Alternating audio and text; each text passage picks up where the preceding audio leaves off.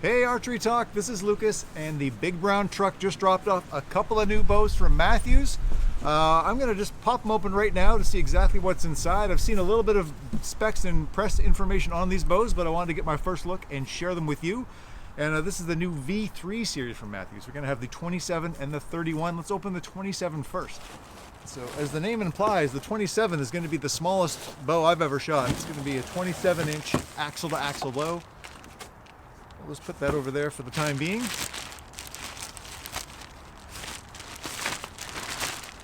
And we're going to have a quick look. And here we are. This is the brand new ultra compact V3 27 from Mathews. As a point of comparison, I brought out the VXR 28 from last year, which was again a super compact 28-inch axle-to-axle bow. I just want to kind of compare it side by side with the new 27. Just so people can get an idea of what those look like. If you match them up a little bit this way, it's coming in a little bit shorter for sure. And anyway, that's it. I'm going to put this one down for the time being. And let's go over some of the specs on this bow before we get any further. Alright, so the V3 27 has a 27-inch axle-to-axle length, a 6-inch brace height. It has a draw lengths that range from 25 to 29.5 inches, so fairly short and compact draw lengths and axle-to-axle setup here. And has an IBO rated speed of 342 feet per second. This thing's got a bunch of new technology. I'm going to refer to my notes a little bit, and we'll dig in right now. So new for 2021 is an updated extended bridge riser from Mathews. According to Mathews, this is their longest riser to axle length they've ever done.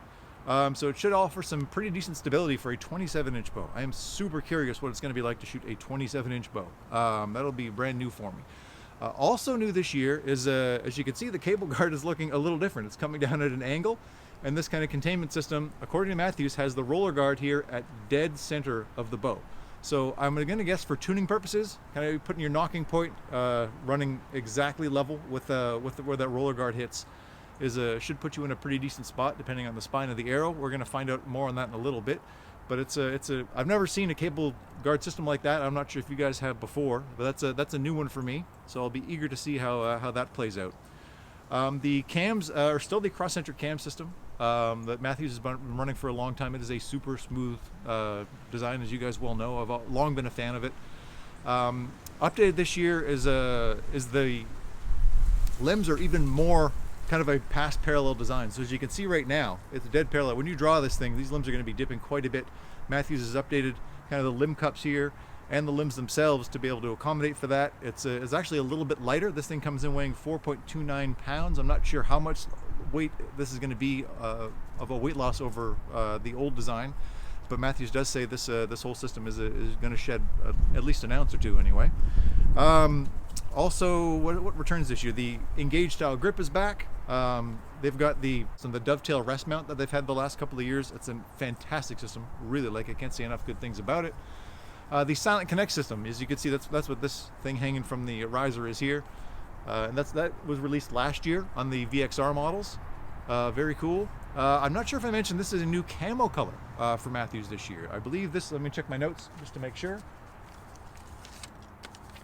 Excuse me, I'm going to pick up the notepad here. Yeah, this is the First Light Spectre. So this is a brand new color for Mathews this year. It looks pretty darn cool. They have another new one this year as well from Under Armour, and that is called the All Season Forest. I do not have one of those coming, but I've got this new First Light Spectre design on the 27, and it looks like it'd be pretty good for the where I'm hunting anyway, in the woods up in Ontario, Canada. Also new this year is an updated damping system.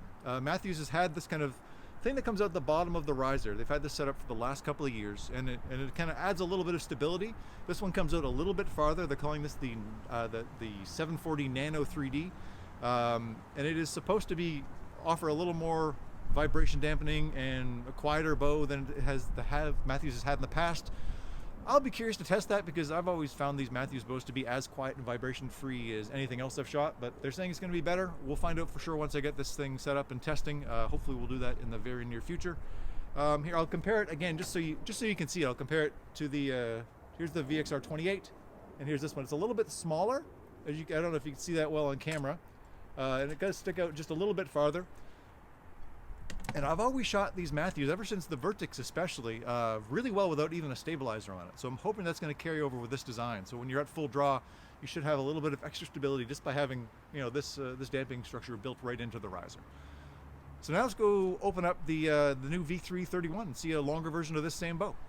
All right, so I'm just going to pop open this bow real quick.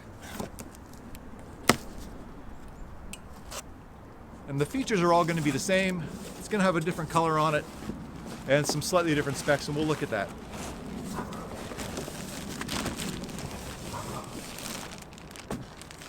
All right, and it looks like, yeah, Mathews has sent that in that ambush kind of military green that they came out with last year. Really love this color on the Mathews bows.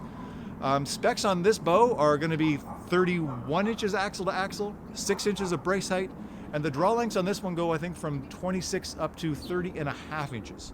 As I mentioned, the technology is going to be exactly the same as it is on the V327 we just looked at, just in a slightly longer package. Even the IBO speed is going to be exactly the same at 342 feet per second.